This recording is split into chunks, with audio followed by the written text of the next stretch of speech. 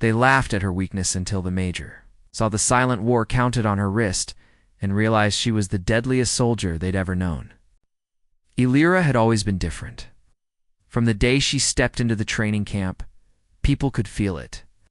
She didn't walk with loud boots or speak with confidence like the others. She didn't joke around or try to impress anyone. Instead, she carried a small notebook in her jacket pocket, and during break times, she would sit alone and quietly write in it. No one knew what she wrote. Some said she was writing poems. Others joked she was making a list of all the people she would report to the officers. But no one really asked. They just laughed and called her names. The most common one was paper soldier. To them, that meant she was only good for writing on paper, not holding a rifle. Most of the boys in the training unit came from big cities or military families. They had grown up watching war movies, playing video games, dreaming of medals and uniforms. They were loud, strong, and confident. Illyra, on the other hand, was from a small, broken town that most people had never heard of. She didn't grow up dreaming about the army.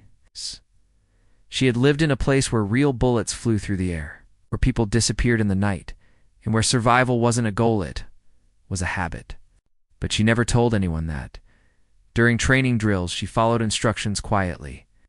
She was fast and accurate, but never showed off.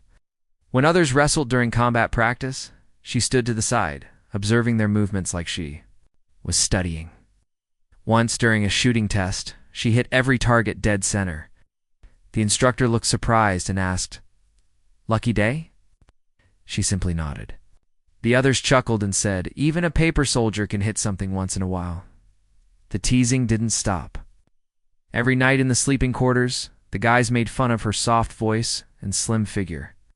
"You sure you're not hereby?" "Mistake?" one of them said. "Maybe you took a wrong turn at the library," another said. "Careful, she might write a poem about us." Illyra didn't reply. She would just smile politely and keep writing in her notebook. That bothered them more than anything. Her silence, her calm. It was like she didn't care what they thought. And in truth, she didn't. But there was one person who started to notice things. A medical officer named Tanya. She was older and had served in real battles. She saw how Illyra moved, how she kept her gear perfectly clean, how her eyes scanned every corner of the training grounds like she was expecting danger. One day, Tanya sat beside her during lunch and said softly, "You've seen war before, haven't you?" Illyra looked up, met her eyes for a second, and gave a small nod. Then she returned to eating. Tanya didn't ask more. She knew when not. To push what the others didn't know was that Illyra had grown up in a village that had been caught between two armies. Her father had been taken when she was 10. Her older brother was shot right in front of her. After that, she had learned how to hide, how to listen, how to move without being seen. A retired soldier who lived nearby had secretly taught her how to shoot. Not because he wanted her to fight, but because he knew she might need to protect herself. She had already taken a life before she turned 15. She didn't brag about it. It haunted her. But it also prepared her. Back in training camp, another drill was announced. This one would simulate a real ambush. Teams had to move through a forest, locate fake enemies, and take them out using rubber bullets. Most of the trainees were excited. It was their chance to show off. Illyra was placed in a team with 3 boys who rolled their eyes when they saw her. One of them whispered, "Great, we're stuck with the poet." As they entered the forest, the group joked around, shouting and laughing like it was a game. Illyra, as always, stayed quiet and alert. Halfway through the drill, a sniper from the opposing team hit one of their boys. The rest panicked and scattered. Illyra dropped to the ground, eyes scanning the trees. She spotted a glint of light from a high branch. Without a word, she moved behind a thick bush, took her rifle, aimed, and fired a clean shot. The sniper fell, tagged out. She didn't wait for applause. She motioned silently for her teammates to regroup. They ignored her and kept yelling. Within minutes, 2 more were hit. Illyra completed the mission alone, taking down the remaining targets with silent, sharp moves. She returned to base first, calm and unhurt. The officers were impressed, but Her teammates told the story differently. She just got lucky, one said. Probably hid the whole time, another added. At a word, paper soldier came back again. No one believed what she had done. No one wanted to. Later that night, while the others laughed and drank energy drinks, Lyra sat near the edge of the training field, writing in her notebook under a small light. Tanya walked by and asked softly, "What do you write in there?" Lyra paused, looked at her for a moment, then replied, "Things I don't want to forget." Tanya nodded slowly. "Like what?" Lyra's eyes turned distant. "Names, places, warnings, and the number of shots I've fired that didn't miss." Tanya didn't know what to say to that. She realized then that Lyra wasn't trying to prove anything to anyone. She wasn't there for medals or ranks. She was there because something inside her couldn't be quiet anymore. She wanted to be useful, to make the killing mean something. Ow! To protect someone else the way no one had protected her. A few weeks later, the unit was visited by a senior officer, Author Major Hawthorne. He had served in multiple wars and had a reputation for being strict but fair. He walked through the ranks, inspecting each soldier. When he reached Lyra, he looked at her like the others had. Soft, thin, probably too gentle for battle. "Are you here?" he asked. She didn't hesitate, "Because I know what it's like to not have anyone." He raised an eyebrow but said nothing. He moved on. The others smirked again. "Told you." Paper soldier. What none of them knew was that war was coming sooner than they thought. A real deployment was being planned. An active zone where danger wasn't rubber bullets or fake maps. It was landmines, gunfire, and death. The unit would soon be sent into one of the most dangerous places in the country. Many of them were excited. They thought it would be like the movies. Action, glory, hero stuff. Lyra didn't say anything. She simply turned a fresh page in her notebook and drew a small, quiet mark in the corner. She had a feeling her story was about to begin for real. And when it did, no one would call her paper soldier ever again. They just didn't know it yet. Lyra's unit had completed their training, and now the real test was about to begin. Orders came in quickly. They were being sent to a higher-risk zone near the northern border, a place crawling with insurgents and rebel fighters. A simple peacekeeping mission was dangerous and full of unknowns. Some soldiers were excited, their eyes shining with thoughts of bravery and medals. Others were nervous, but tried to hide it behind jokes. Lyra, as usual, stayed silent. Packed her things neatly, double-checked her gear, and wrote a few final lines in her notebook before placing it inside her vest. She wasn't afraid. She was ready. The journey to the base was long and quiet. The unit sat in military trucks as they crossed broken roads and passed abandoned villages. The signs of war were everywhere. Burned houses, empty streets, bullet holes in walls. The mood changed. The laughing stopped. Reality was finally sinking in. Even the loudest trainees sat still now, gripping their rifles tighter. One of them looked at Lyra, sitting in the corner of the truck with her eyes closed, calm as ever. He shook his head and whispered to the one beside him, still not sure why she's even here. They reached the temporary base camp just before nightfall. It was a half-destroyed school building turned into a military post. Sandbags lined the windows. A guard stood at every entrance. The air smelled like dust, oil, and fear. Major Hawthorne greeted them with a short speech. He didn't sugarcoat anything. "You're not in training anymore. The enemy doesn't care about your ranks or your names. You mess up, you die. You do your job. Maybe you live. That's the only promise I can give." Then he walked away, leaving the unit in complete silence.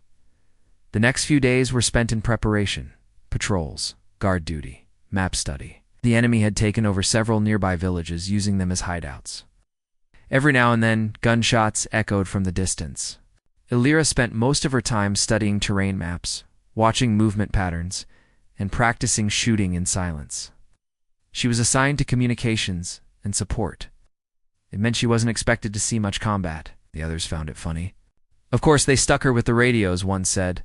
She's probably scared to hold a real gun, but Lyra didn't care. She used the free time to learn everything she could about the local roads, hills, old tunnels, and even escape routes. She remembered what Tanya had told her before leaving, Know the field better than your own skin. It'll save your life. Then, on the 6th night, it happened. The unit was ordered to escort a supply convoy through a dangerous route that was often watched by rebels. It was supposed to be a routine job, quick in and out. Lyra was placed in the last vehicle, monitoring. The radio. The convoy moved through narrow dirt roads, surrounded by dense trees and silence that felt unnatural. Halfway through, just as the sun began to rise behind the hills, everything exploded. A landmine blew up the lead truck. Fire and smoke filled the air. Screams followed. Before anyone could react, bullets started raining down from both sides. It was an ambush. Chaos took over. Some soldiers jumped out of the trucks and ran for cover. Others fired blindly into the trees. Lyra stayed low, her hands steady on the radio, trying to call for backup. The signal was jammed in the middle of the noise. She saw one of her teammates crawling out of a burning vehicle, dragging his injured leg. No one else noticed. Everyone was panicking. She rushed forward, keeping her head low, grabbed him by the arm, and pulled him behind a metal barrier. Then she took his rifle, checked the sights, and scanned the trees. What she saw made her blood freeze. There were at least 5 enemy shooters hidden among the branches, using advanced scopes. The others couldn't see them. She could. Her hands moved quickly. Aim, breathe, fire, one by one. She dropped 3 targets with perfect shots, each hitting the neck or head. No wasted bullets. Nearby, 2 more soldiers were trapped behind a flip truck. One shouted for help, not knowing if anyone could hear him. Lyra did. She dashed toward them, rolled under the truck, and handed them extra ammo. "Flank left when I give the signal," she whispered. They stared at her, confused. "Trust me," she added. She crawled to the other side, found high ground behind a stack of concrete blocks, and waited. When the last sniper raised his gun again, she fired first. He dropped, then she yelled, "Now!" The trapped soldiers moved, caught the enemies off guard, and managed to push forward. The ambush lasted 30 minutes. It felt like hours. By the end, 5 soldiers were injured, but none were dead, thanks to Alira. When backup finally arrived, they found Alira already back on the radio.com and precise, giving exact coordinates of enemy positions. Major Hawthorne, who had been in the second group, arriving to assist, stepped out of the vehicle and scanned the field. He saw burned trucks, wounded soldiers, and shell casings everywhere. And then he saw Heralera sitting against a broken wall, her uniform dirty and blood on her sleeve, her eyes sharp and focused. He walked over and asked who gave the commands during the ambush. The others pointed at her. She did. "Sir, she saved us." The major looked down at Alira, surprised. "You. I thought you were the quiet one with the notebook." Alira just nodded. "Still quiet, sir, just louder when needed." Later that day, as the medics treated the wounded, Major Hawthorne watched the security footage from a drone that had been recording the convoy. He watched Alira's movements, the way she moved through gunfire, protected others, picked off enemies with perfect timing. It was not luck, it was skill. Pure, cold skill. That night, during dinner, no one called her a paper soldier. In fact, no one called her anything. They just stared at her with new eyes. Respectful, curious, afraid even. Alira, however, didn't sit with them. She found a quiet corner, pulled out her notebook, and opened it. At the very back, behind her notes, were several small ink Marksteiny vertical lines grouped in 5s. She added 3 new lines, then closed the notebook slowly. Just then, Major Hawthorne approached her, sat down beside her without a word. After a moment, he asked quietly, "What are those marks for?" Alira looked at him. Her face was unreadable, but her voice was steady. "It helps me remember the weight." He nodded, understanding more than he let on. "You're not just trained. You've done this before, haven't you?" She didn't answer. She didn't have to. The silence was loud enough. Major Hawthorne stood up. Before walking away, he said, "You're not here to learn war, Alira. You're here because you already know it. The rest of them, they'll catch up. Or they won't." That night, the whispers and the bass changed. The boys who once mocked her now warned each other to never underestimate her. Some even avoided her, They didn't know how to talk to someone who had stared death in the face and didn't blink. Illyra wasn't looking for friends. She was here for one reason: to make sure what happened to her village, to her family, didn't happen to others. She didn't need medals or praise. She just needed her rifle, her notebook, and silence. And now even the Major saw her differently. It's not as a paper soldier, but as something else. A weapon sharpened by loss, a shadow in the field, a ghost with perfect aim. And this was only the beginning. After the ambush, everything changed. Illyra was no longer just the quiet girl with a notebook. Her name was now spoken with respect, sometimes even fear. The same boys who once laughed at her now fell silent when she entered a room. They didn't dare call her paper soldier anymore. Some avoided eye contact. Others watched her from a distance, unsure of who she really was. No one knew how to act around someone who had killed so calmly, so perfectly, in the middle of chaos. But Illyra didn't seem to care about the shift. She didn't celebrate. She didn't accept praise. She simply went back to work like nothing had happened. Every morning, she was up before anyone else, reviewing maps, cleaning her gear, checking the radio. She didn't talk unless she had to. Her mind was always focused on the next danger, the next move. It was like her body was in the base, but her soul was always walking through the battlefield. Major Hawthorne had begun to pay closer attention to her. He'd seen many soldiers in his life, but Illyra was different. There was a cold fire in her, quiet strength he couldn't explain. He started watching her during drills, during patrols, even during meals. He noticed she never wasted energy. Every step she took, every bullet she loaded, every glance she gave, it all had purpose. She was a soldier not made in the academy, but in real war. One evening during gear inspection, the Major passed by Illyra and noticed her rolling up her sleeve slightly to fix her wristband. That's when he saw its small lines, neatly drawn. Into the inside of her wrists, they looked like tally marks, dozens of them. He didn't say anything at first, but the image stayed in his mind. The next morning he called her into his office. Illyra walked in quietly, stood straight, and waited. The Major didn't raise his voice, simply asked, "Those marks on your wrist, what do they mean?" Illyra looked down at her sleeve, then back at him. "They're not for counting victories, sir," she said softly. "They're to remind me of the weight I carry." He stayed quiet. She continued, "Every mark is a life. Someone I had to stop. Some in training. Some before I ever wore this uniform. I don't keep them to brag. I keep them so I never forget that each one had a name, even if I didn't know it." The Major leaned back in his chair. "That's a heavy way to live," Illyra nodded. "It's heavier to forget." From that day forward, he saw her differently. Not as a soldier trying to prove herself, but as someone carrying a war far older than their mission. A few days later, a new mission came in. Intelligence showed that the enemy had taken over an abandoned outpost in the mountains. It was a strategic position. If they held it, they could strike any supply line moving toward the northern cities. The mission was clear: send a small team to gather information and, if possible, take back the outpost. Illyra volunteered without hesitation. The team was led by Lieutenant Reese, a confident young officer who still believed in glory.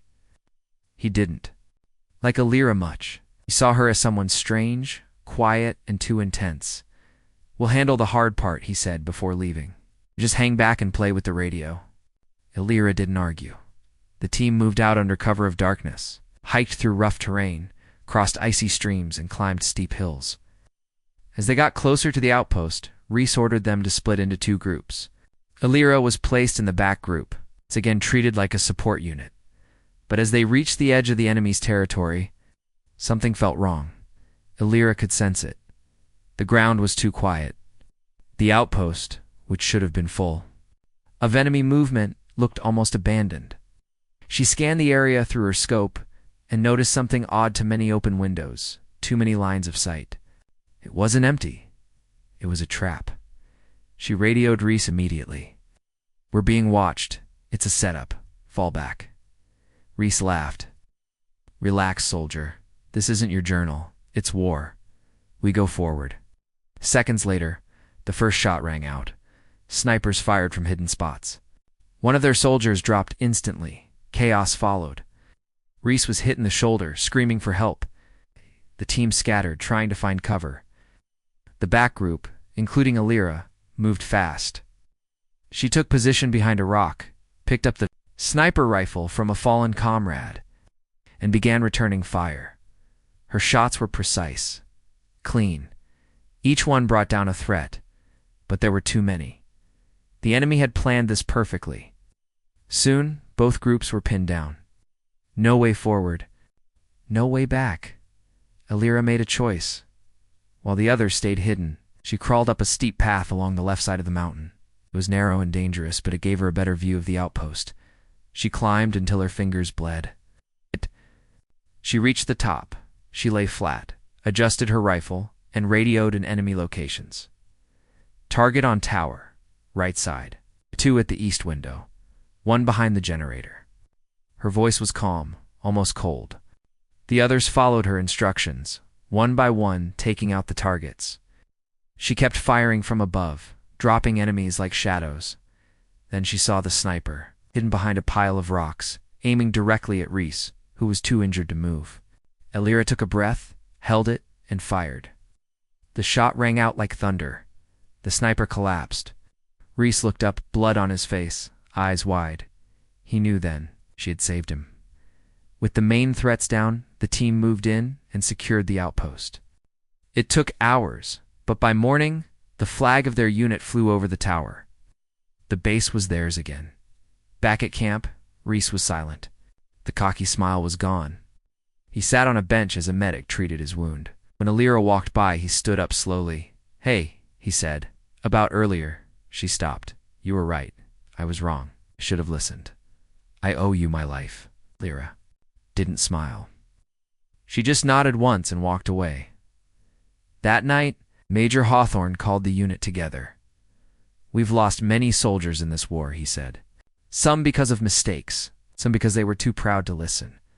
But today, we didn't lose anyone, not because of training, not because of luck, but because one soldier saw what the rest of us missed." He turned to Alira. "You all." Laughed at her once, called her names, treated her like she didn't belong. "But she's the reason you're all still breathing." There was silence, then applause, not loud or dramatic. Just enough to say, "We see you now." Alira stood quietly, notebook in her hand. Later in her room, she opened the last page and added a new tally mark. Then below it, she wrote something new. Not a name, it's not a place, just 3 words. Still counting, still here. She stared at the page for a long time, then closed it and placed it under her pillow. She had stopped trying to fit in. She didn't need to anymore. They had finally seen what she really was. Not a paper soldier, a real one, a quiet storm. And the count on her wrist kept growing. The days passed with a strange mix of tension and routine at the base. Alira continued to move through the camp like a shadow, quiet, precise, focused. The soldiers around her had changed, but not all for the better. Some admired her silently, others still felt uncomfortable around her, unsure how to act toward someone who carried the weight of so many battles in her eyes. The atmosphere was thick with unease, because everyone knew the real test was coming. Soon, the enemy had not stopped attacking, and the threat of a full-scale siege grew with each passing day. One morning, the alarm blared suddenly, jolting everyone from sleep. "Enemy forces approaching," the commander shouted. The base was under attack. Panic spread quickly. Soldiers scrambled to their positions. Some ran toward the gates. Others grabbed weapons and prepared to fight. Alira was already moving. Her years of experience had taught her to react without hesitation. She grabbed her rifle, tightened her grip on the notebook tucked inside her jacket, and ran toward the command center. The captain, a young officer named Wilson, was shouting orders but clearly overwhelmed. Communications were down, and many soldiers were injured from an early mortar strike. Major Hawthorne was pinned down in the medical tent, wounded but conscious. The command structure was breaking apart. Alira arrived and quickly assessed the situation. Without waiting for orders, she stepped forward and took control. She organized the scattered soldiers into small groups, assigning clear tasks. You hold the east gate. You cover the south ridge. Radio silence unless absolutely necessary. Move fast and stay low. Her voice was calm but firm, cutting through the chaos. Soldiers who had never seen her lead before now looked to her for direction. She wasn't just another soldier. She was their anchor. The enemy was close to close. Right. Shadows moved near the fence line, and distant shots echoed through the camp. Alira positioned herself behind a broken wall near the main gate, carefully scanning the darkness.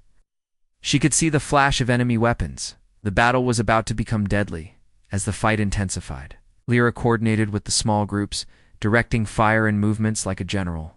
She knew the terrain better than anyone and used every advantage. When a squad was pinned down by snipers, she called in a signal for an airstrike. When a supply crate was destroyed, she led a small team to secure an emergency cache of ammo. Her presence kept the soldiers steady in the storm. The major, watching from his tent, was amazed. He had expected her to be useful, but this was beyond anything he imagined. She moved with the precision of a well-trained commander, but with the heart of someone who had been through hell and back. Hours passed, but the battle raged on. The enemy kept pushing, determined to break the base's defenses. Alira's team lost a few soldiers, but they held strong. Her voice on the radio was steady. Even when exhaustion threatened to take over at one point, the enemy breached the south gate. Alira was there immediately, firing rifle rounds and shouting commands. She took down 2 attackers before one lunged at her with a knife. She fought back fiercely, her movements quick and practiced. The struggle was intense, but she overpowered the attacker and dragged him to the ground. She didn't celebrate. There was no time for that. As dawn approached, the enemy began to retreat. The base was still standing, battered but alive. The soldiers gathered, exhausted but victorious. The major walked over to Alira. His face was serious, but grateful. "You saved us tonight," he said quietly. "I didn't just see a paper soldier anymore. I saw a warrior." Alira nodded, tired but composed. She pulled back her sleeve again. The tally marks on her wrist had grown. 3 new lines. She touched them lightly. Each mark was a story, a burden, a reminder. The other soldiers now looked at her differently. They didn't just respect her, they trusted her. Some even came to her for advice, for guidance. The girl they once mocked was now their leader in all but name. But Alira didn't seek power. She wanted peace. She wanted the fighting to end, so no one else would have to carry the weight she did. That night, as she sat alone in the quiet room, she opened her notebook. The pages were filled with names, places, dates, memories of battles and losses. She added a final note, for those who cannot tell their own story. She closed the book and lay back, staring at the ceiling. The war was far from over, but Alira had found her place. No longer a paper soldier, but a force to be reckoned with. A shadow who moved silently, struck with deadly precision.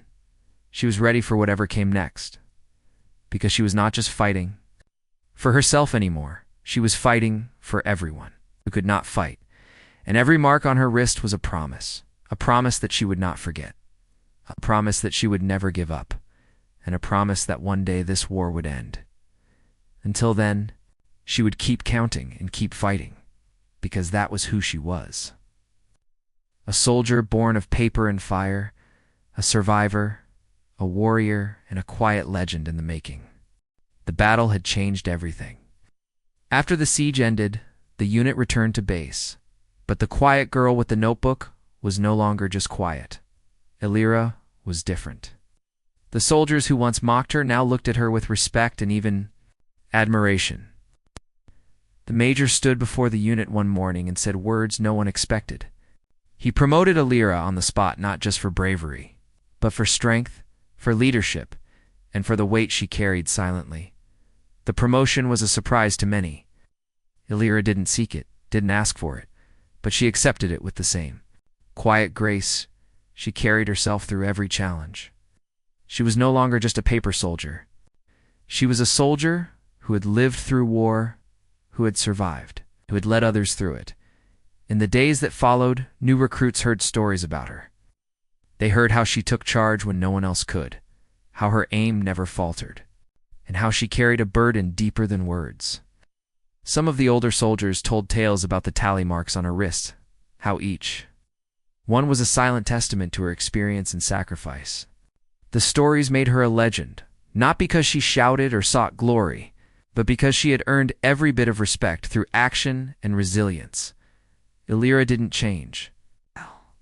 She kept to herself, focusing on training, on helping the injured, and on planning missions.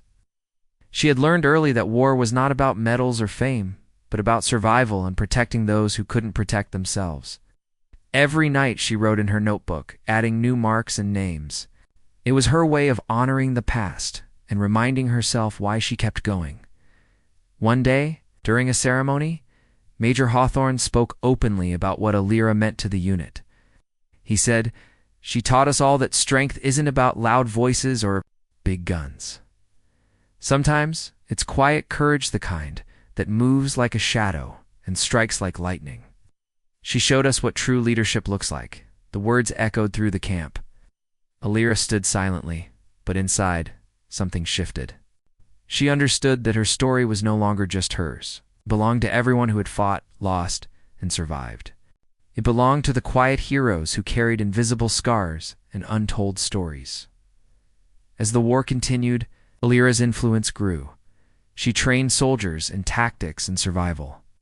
She shared knowledge without pride, teaching the new generation how to stay alive, how to fight smart, and how to carry the weight of war without losing themselves.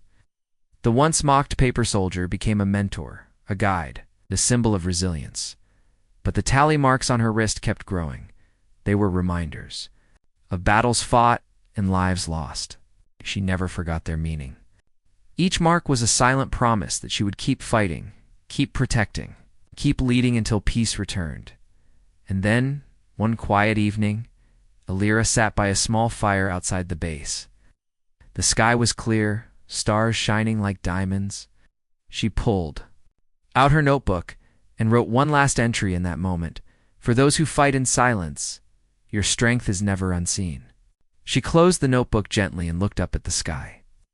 The war was far from over, but she was ready, because she was more than a soldier now. She was a legend, a protector, and a force no one could ignore. Her story was a reminder that sometimes the quietest among us carry the loudest strength, and that real courage isn't always seen, but always felt. Illyra's journey from a paper soldier to a warrior was not just a tale of survival, but a lesson in humility, resilience, and quiet power, and it was only the beginning.